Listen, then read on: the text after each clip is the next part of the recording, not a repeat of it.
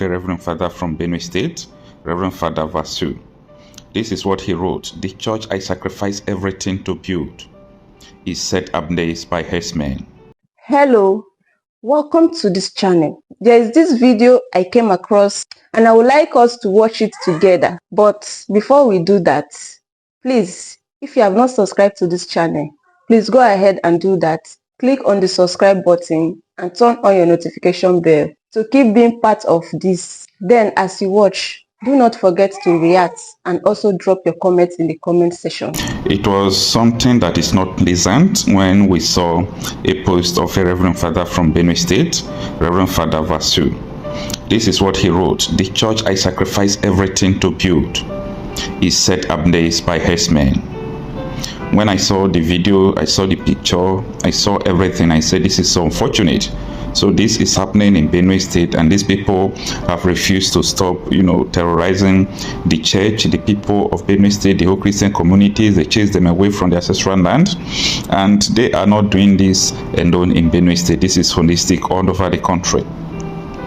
Reverend Father Benjamin Vasu, a Catholic priest in the Diocese of Kasinanda, has lamented the destruction of St. Paul's Parish Rectory in Ayatwa, alleging it was set ablaze by suspected Fulani herdsmen on Monday night.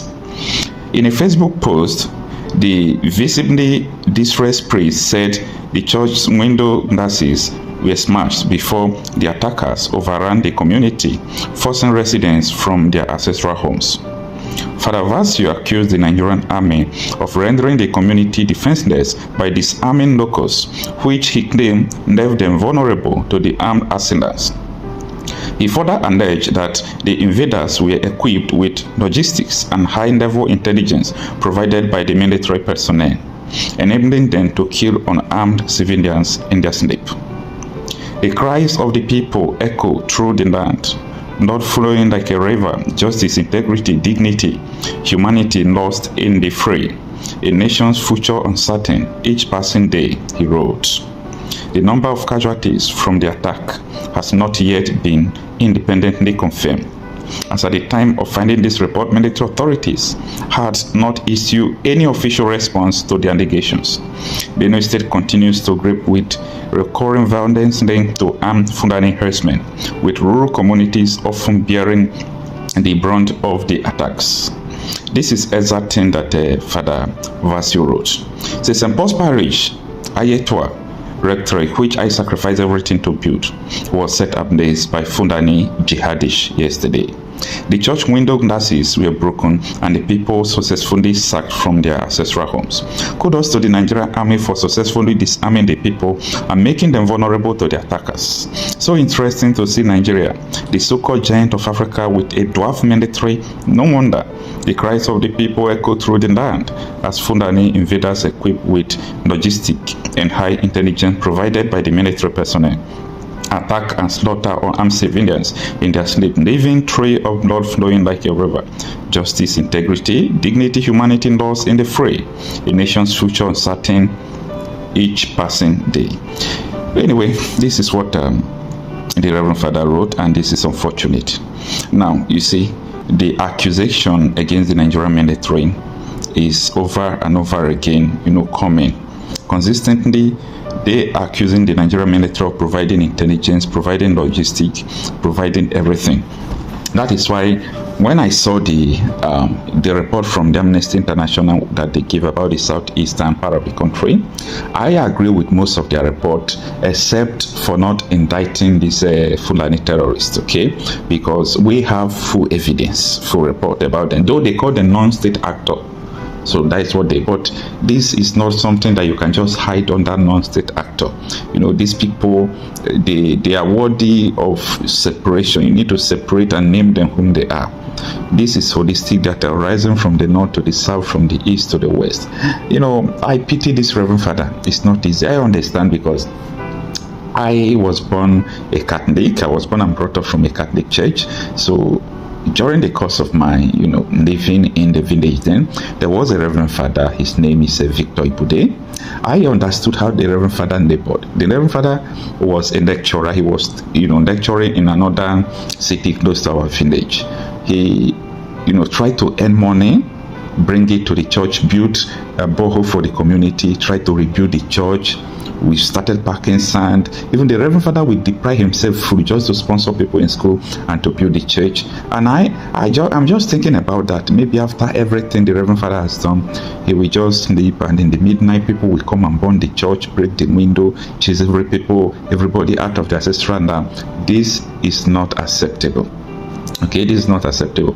The military are, the military are shading these people. Security intelligence are shading these people. Amnesty International in their reports, they got most of the things they reported right, but they still, hide the name of Fulani herdsmen, Fulani terrorists who are terrorizing all parts of the southeast. And as at the time of speaking to you today, 13th day of August 2025, Governor Nwifuru of Ebonyi State is now releasing 1 million naira to every victim that the Fulani terrorists have attacked in Ebonyi State. So if our reports are not true, a governor cannot be releasing 1 million to the victims of the attacks. So these things are, they are plain. The reports are there, everything you can think or imagine are there. So I don't really know. The people have to really stand out. The people have to really stand out. And you see, this is this same reason why I always call for the release of Nnamdi Kanu. I understand this problem very well. I know that the release of Nnamdi Kanu, could bring redemption, could bring change, a rapid change. There will be a rapid response to the insecurity challenges in the southeast if Nnamdi Kanu is released today.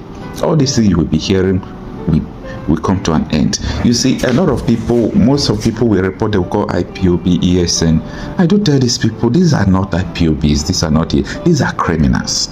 Criminals are taking the vulnerability and the space that, yes, Nnamdi Kanu is not here, we can do what we like, we can even say we are loyal, and there are a lot of things that, we are not supposed to talk. But the truth is that the politicians from the southeast, the invaders, the non-state actors, in fact, the politicians are the major sponsors, okay? Then, the second people there are the invaders, the Fulani terrorists, before it comes to the court group, all those people, and a lot of things. But it is what it is. You see, the insecurity in Nigeria is a system. It's a calculated effort to make sure they will destroy Nigeria permanently. And I think they are getting what they are looking for. Just imagine this kind of thing happen. Nobody reported it. You can't even see it in the news here and there. This is so unfortunate. It's not acceptable at all. This is grievous. It's evil. It's condemnable. Anyway, it is what it is. I am Okochapi Marcel, a confident reporter. The war back. For an Igbo man to survive in Nigeria, as it is currently put together, Nigeria must break. Wait, to understand, we are not the same people. The North and South are not the same. The British understood. That's what they are doing indirect, and they deliberately march us so that we can continue to fight like this, and they can continue to take our resources away. To be extreme, for me, if you look at Sudan, or we have now North Sudan, South Sudan, I think we should have Northern Nigeria and Southern. Then they can practice whatever they want. There's no dialogue because they will not stop. I've told you it may take 1,000 years. They will still do it. But if you let everybody go their way, maybe you have the North, they remain there, and you have the sovereignty down south, then you can do what you want. But if you remain and you think you can talk to your Jersey and people that don't care about anything, it will happen. It took hundreds of years before Turkey, Constantinople, Istanbul was converted completely today. And if you look at history will tell you that you cannot assuage these people. Who owns those banks? I did a lot of research, and I want our audience to go and find out the owner of Taj. It's either we stay together or people should mind their religion and stay where they are and practice what they want. Imposing it on others is wrong. I study Islam, and I don't want to talk blasphemy here. If I start talking about Islam in the next 3 hours, we will not live here. No, we don't want you to talk blasphemy either.